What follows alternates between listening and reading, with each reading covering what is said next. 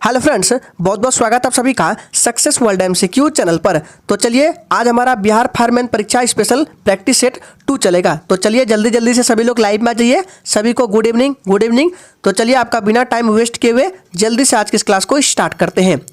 तो आज की इस क्लास का सबसे पहला प्रश्न है, नोवाक जोकोविच और राफेल नडाल ये दोनों खिलाड़ी किस खेल से जुड़े हैं। मोस्ट इंपॉर्टेंट प्रश्न आपके एग्जाम के लिए। चलिए फटाफट से आंसर करते जाएंगे। नोवाक जोकोविच और राफेल नडाल ये दोनों खिलाड़ी किस खेल से जुड़े हुए हैं। याद रखिएगा इसका राइट आंसर अगर आपने लाइव चैट में ऑप्शन ए को दिया है तो बिल्कुल सही जवाब हो जाएगा। ये दोनों खिलाड़ी लॉन टेनिस से जुड़े हुए हैं, याद रखना है। मोस्ट इंपॉर्टेंट प्रश्न है, आपको लाइव चैट का ऑप्शन मिलता है तो लाइव चैट में आंसर करते जाइएगा। इससे क्या होगा, क्या आपका रिविजन भी प्रॉपर हो जाएगा। अगला प्रश्न है, यूआरएल का पूर्ण रूप क्या है। मोस्ट इंपॉर्टेंट बीबीआई प्रश्न है, चलिए आंसर करेंगे। यूआरएल का पूर्ण रूप क्या है। और फ्रेंड्स आपको बता दें कि आपको एक भी प्रैक्टिस सेट को मिस नहीं करना है। ये प्रैक्टिस सेट आपके एग्जाम के लिए मोस्ट इंपॉर्टेंट और बीबीआई है, तो याद रखना है यूआरएल का पूर्ण रूप क्या होता है। यूनिफॉर्म रिसोर्स लोकेटर होता है, याद रखना है। यूआरएल का फुल फॉर्म याद रखना है। ऑप्शन 20 प्रश्न का बिल्कुल सही जवाब है। इंपॉर्टेंट प्रश्न याद रखना है। अगला प्रश्न है, भारत के राष्ट्रपति द्वारा राज्यसभा के कितने सदस्यों को नामित किया जा सकता है। चलिए फटाफट से आंसर करेंगे।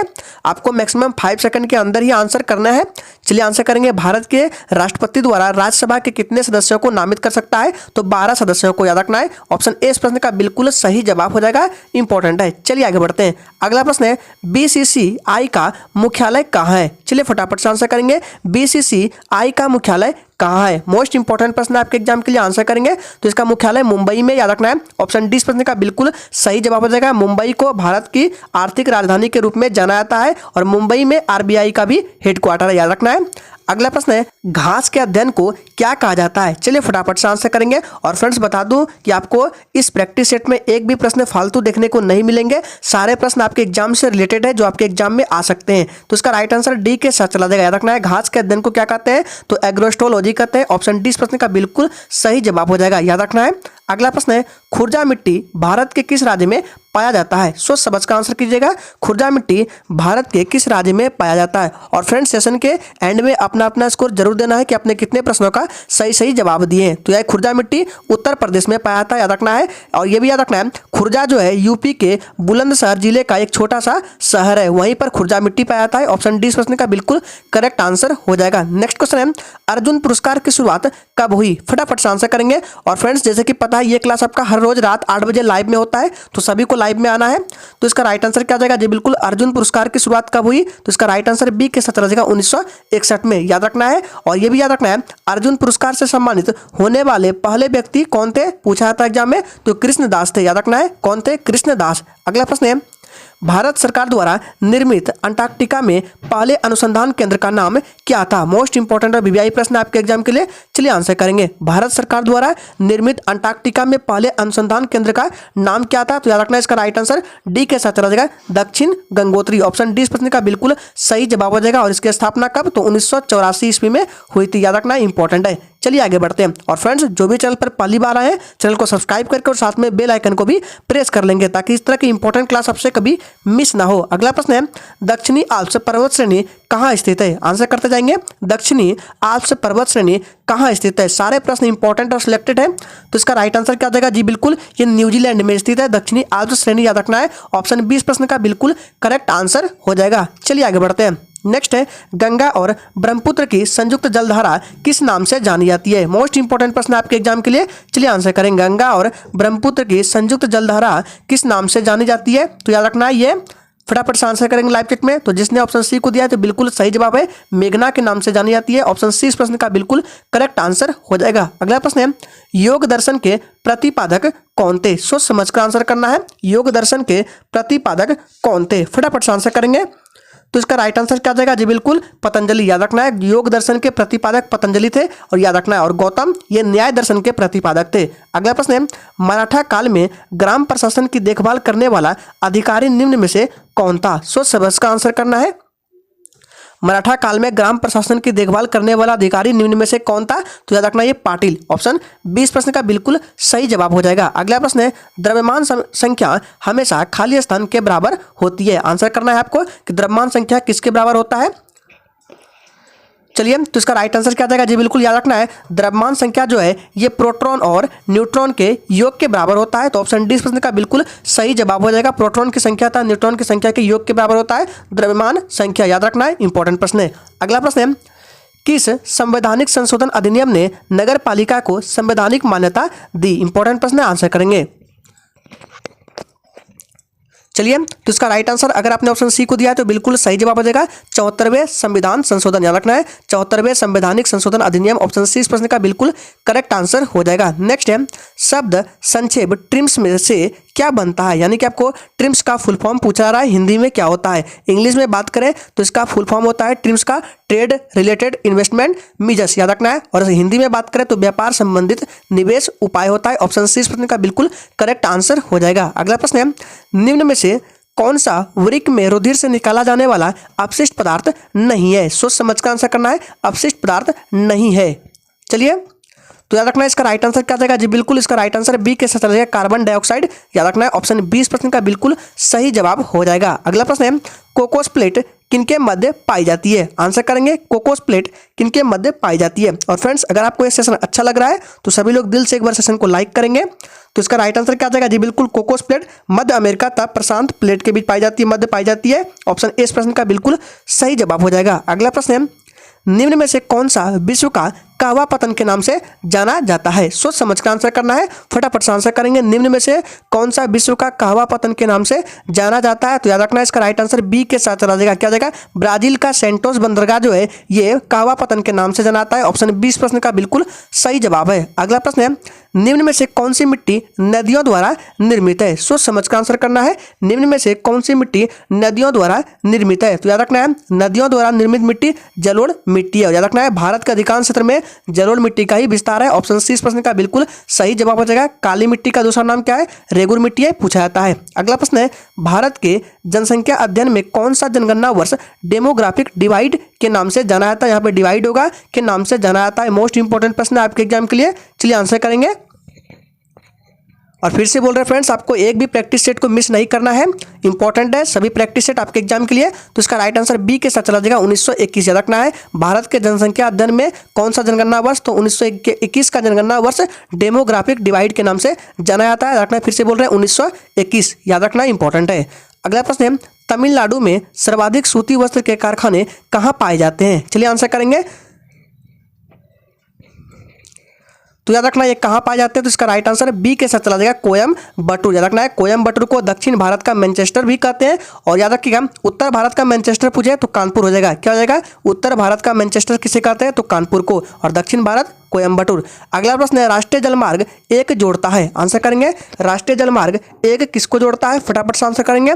तो इसका राइट आंसर क्या जाएगा जी, बिल्कुल सी के साथ चला जाएगा, हल्दिया को इलाहाबाद से जोड़ता है राष्ट्रीय जलमार्ग एक। और याद रखना है, जलमार्ग 2 जो है ये सदिया को धुबरी से जोड़ता है, याद रखना है, जलमार्ग 2 क्या करता है? सदिया को धुबरी से। और जलमार्ग 3 जो है ये किसको जोड़ता है? ये कोट्टापुरम को कोल्लम से जोड़ता है, जलमार्ग 3। सभी को क्रम से याद रखना है, जलमार्ग 1 जोड़ता है हल्दिया से इलाहाबाद को, जलमार्ग 2 सदिया को धुबरी से, और जलमार्ग 3 कोट्टापुरम को कोल्लम से, याद रखना है, इंपॉर्टेंट है। चलिए आगे बढ़ते हैं। अगला प्रश्न है, राजस्थान राज्य की क्षेत्रीय बेल्ट किसके लिए प्रसिद्ध है? मोस्ट इंपॉर्टेंट प्रश्न आपके एग्जाम के लिए, आंसर करेंगे, फटाफट से आंसर करेंगे। राजस्थान राज्य की क्षेत्रीय बेल्ट जो है ये किसके लिए प्रसिद्ध है? तो इसका राइट आंसर क्या आ जाएगा, तांबा खनन के लिए प्रसिद्ध है, ऑप्शन ए इस प्रश्न का बिल्कुल सही जवाब हो जाएगा। अगला प्रश्न है, विद्युत लैंप का आविष्कार किया गया था? फटाफट से आंसर करेंगे। तो याद रखना है, विद्युत लैंप का आविष्कार एडिसन के द्वारा किया गया था, ऑप्शन ए इस प्रश्न का बिल्कुल सही जवाब है। अगला प्रश्न है, किसी वस्तु का भार न्यूनतम होगा यदि उसे रखा जाएगा? कहां पर रखने पर किसी वस्तु का भार न्यूनतम होगा? सोच समझ कर आंसर करना है। तो याद रखना है, किसी वस्तु का भार न्यूनतम होगा यदि उसे हम कहाँ रखेंगे? पृथ्वी के केंद्र पर, ऑप्शन ए इस प्रश्न का बिल्कुल सही जवाब हो जाएगा। चलिए आगे बढ़ते हैं। अगला प्रश्न है, संत रामानंद निम्न में से किस शाखा से संबंध है? चलिए आंसर करेंगे, आपको बताना है संत रामानंद निम्न में से किस शाखा से संबंध है? तो ये राम मार्गी से संबंध है, ऑप्शन ए इस प्रश्न का बिल्कुल सही जवाब हो जाएगा। अगला प्रश्न है, निम्न में से किस नेता का नाम चंपारण सत्याग्रह से नहीं जुड़ा हुआ है? फटाफट से आंसर करेंगे, आपको बताना है इन चारों ऑप्शन में से किस नेता का नाम है जो चंपारण सत्याग्रह से नहीं जुड़ा है? तो ये सरदार पटेल, याद रखना है, सरदार पटेल जो है चंपारण सत्याग्रह से नहीं जुड़ा हुआ है। चलिए आगे बढ़ते हैं। अगला प्रश्न है, लघु हिमालय श्रेणी के ढालों पर मिलने वाले छोटे छोटे घास के मैदान को को जम्मू कश्मीर में क्या कहा जाता है? फटाफट से आंसर करेंगे। इंपॉर्टेंट प्रश्न आपके एग्जाम के लिए, इसको ध्यान में रखना है। तो इसका राइट आंसर क्या जाएगा जी? बिल्कुल 28 का एक ऐसा चला जाएगा। मर्ग के नाम से जाना है जम्मू और कश्मीर में किसको? लघु हिमालय श्रेणी के ढालों पर मिलने वाले छोटे छोटे घास को याद रखना है, मर्ग। अगला प्रश्न है, लाई हरोबा नृत्य लोक नृत्य शैली किस भारतीय राज्य में प्रचलित है? आंसर करेंगे। तो याद रखना है लाई हरोबा लोक नृत्य शैली ये भारतीय राज्य मणिपुर, याद रखना है मणिपुर में प्रचलित है। ऑप्शन 20 प्रश्न का बिल्कुल सही जवाब हो जाएगा, याद रखना इंपॉर्टेंट है। अगला प्रश्न है, श्रीलंका में डच और पुर्तगाली उपनिवेशवादियों के वंशज को क्या कहा जाता है? फटाफट से आंसर करेंगे। श्रीलंका में डच और पुर्तगाली उपनिवेशवादियों के वंशज को क्या कहते हैं? तो इसका राइट आंसर बरघेर हो जाएगा। ऑप्शन सी इस प्रश्न का बिल्कुल सही जवाब है। अगला प्रश्न है, कौन सा विधेयक भारत के राष्ट्रपति के पूर्व अनुमति के बिना प्रस्तावित किया जा सकता है? आपको बताना है कि कौन सा विधेयक है जो भारत के राष्ट्रपति के पूर्व अनुमति के बिना प्रस्तावित किया जा सकता है? तो वो साधारण विधेयक है। ऑप्शन सी इस प्रश्न का बिल्कुल सही जवाब हो जाएगा। अगला प्रश्न है, ग्लूकोज का पायरुवेट में विखंडन कहां पर होता है? फटाफट से आंसर करेंगे। ग्लूकोज का पायरुवेट में खंडन कहां पर होता है? तो याद रखना है ये कोशिका द्रव में होता है। ऑप्शन 20 प्रश्न का बिल्कुल सही जवाब हो जाएगा। कहां पर होता है? तो कोशिका द्रव में, याद रखना इंपॉर्टेंट है। अगला प्रश्न है, भारत में सत्याग्रह का पहला महान प्रयोग संपन्न हुआ था, कहां पर हुआ था? आपको आंसर करना है।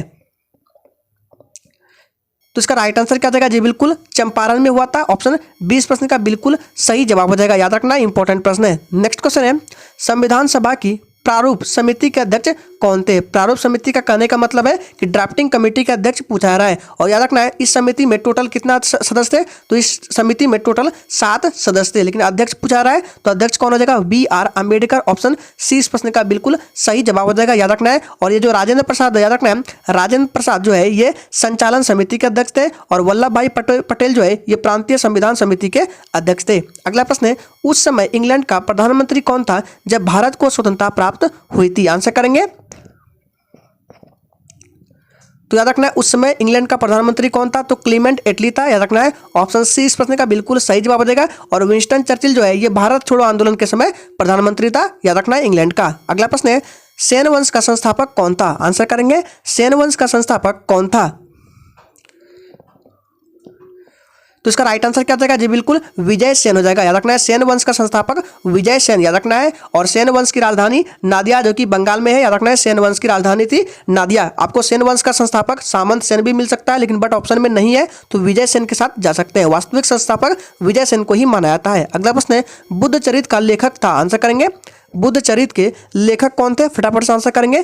तो याद रखना है बुद्ध चरित के लेखक अश्वघोष थे। ऑप्शन 20 प्रश्न का बिल्कुल सही जवाब हो जाएगा। अगला प्रश्न है, मुगल सम्राट अकबर का जन्म हुआ था किस वर्ष हुआ था? आंसर करेंगे। मुगल सम्राट अकबर का जन्म किस वर्ष हुआ था? तो याद रखना ये 1542 ईस्वी में हुआ था मुगल सम्राट अकबर का जन्म। ऑप्शन 20 प्रश्न का बिल्कुल सही जवाब हो जाएगा। अगला प्रश्न है, भारत का पहला अफगान शासक कौन था? सोच समझ कर आंसर करना है। आंसर करेंगे, भारत का पहला अफगान शासक कौन था? तो याद रखना है भारत का पहला अफगान शासक कौन था? तो बहलोल लोदी था, जो कि लोदी वंश का संस्थापक माना जाता है, बहलोल लोदी। अगला प्रश्न है, भारतीय संविधान ने प्रावधान किया है? आंसर करेंगे। इन चारों ऑप्शन में से बताना है कि भारतीय संविधान ने प्रावधान क्या किया है। तो याद रखना है भारतीय संविधान ने किसका प्रावधान क्या है? एकल नागरिकता का। और एकल नागरिकता का प्रावधान ये ब्रिटेन के संविधान से लिया गया है। अगला प्रश्न है, संविधान में उद्घोषित मौलिक अधिकारों में संशोधन किया जा सकता है केवल किसके द्वारा? आपको बताना है मौलिक अधिकारों में संशोधन किसके द्वारा किया जाता है।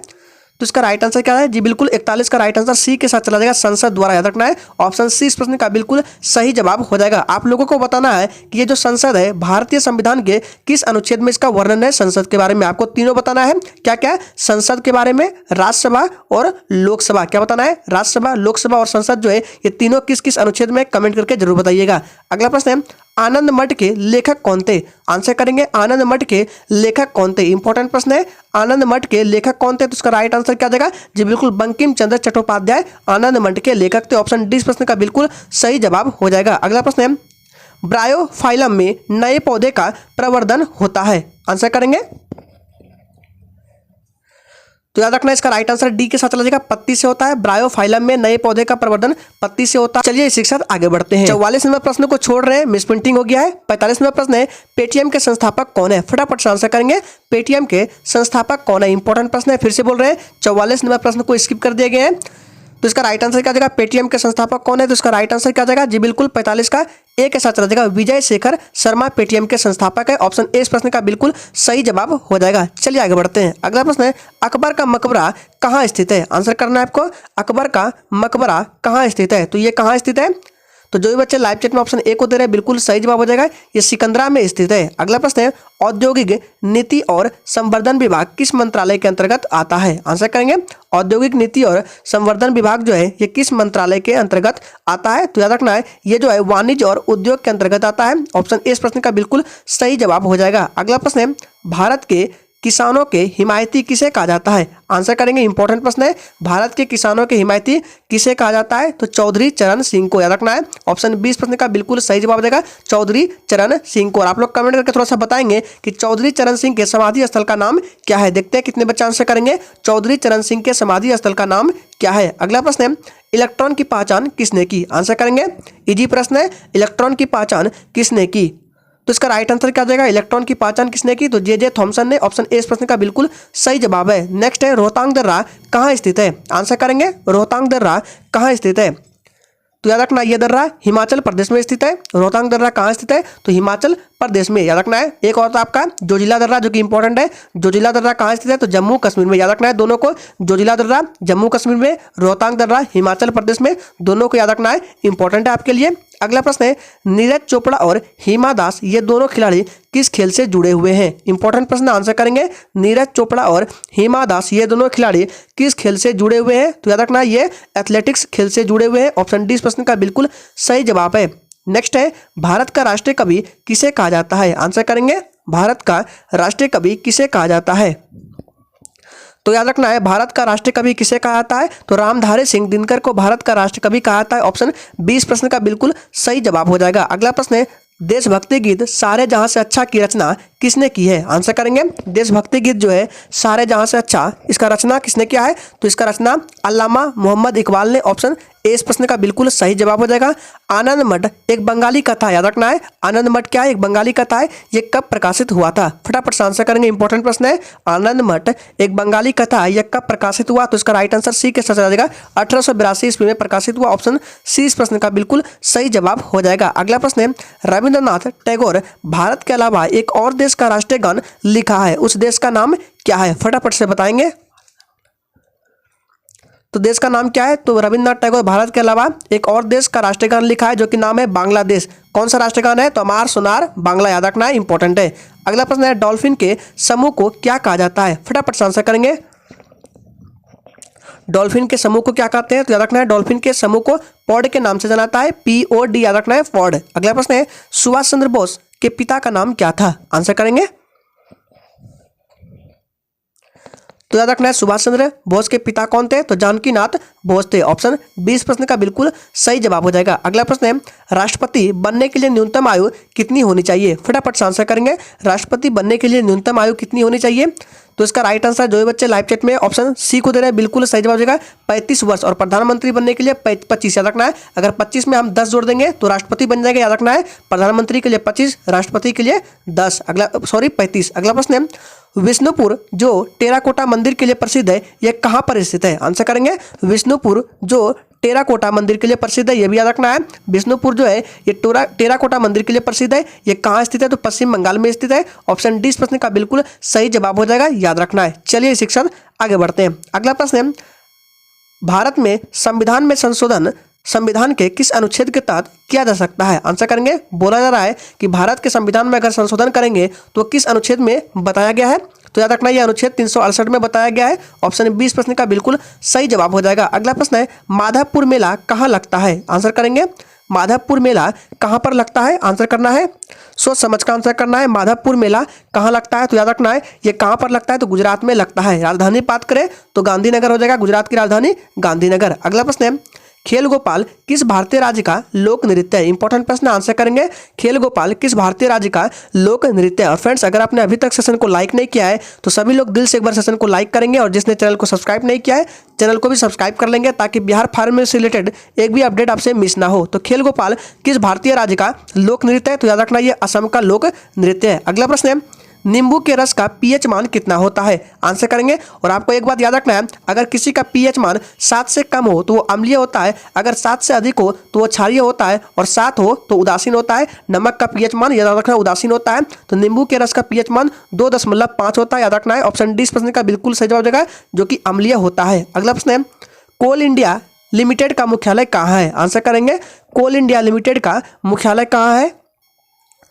तो याद रखना है, कोल इंडिया लिमिटेड का मुख्यालय कोलकाता में है। कोल से कोलकाता हो जाएगा। ऑप्शन बी इस प्रश्न का बिल्कुल सही जवाब हो जाएगा। अगला प्रश्न है, हरिसेन किस राजा के दरबारी कवि थे? सोच समझ कर आंसर करना है। हरिसेन जो है ये किस राजा के दरबारी कवि थे? तो याद रखना है, हरिसेन जो है ये समुद्रगुप्त के दरबारी कवि थे। ऑप्शन डी इस प्रश्न का बिल्कुल सही जवाब हो जाएगा, समुद्रगुप्त। समुद्रगुप्त को भारत का नेपोलियन भी कहा जाता है। अगला प्रश्न है, बंगाल का शोक किस नदी को कहा जाता है? आंसर करेंगे। जिस प्रकार बिहार का शोक किस नदी को कहते हैं? कोसी नदी को।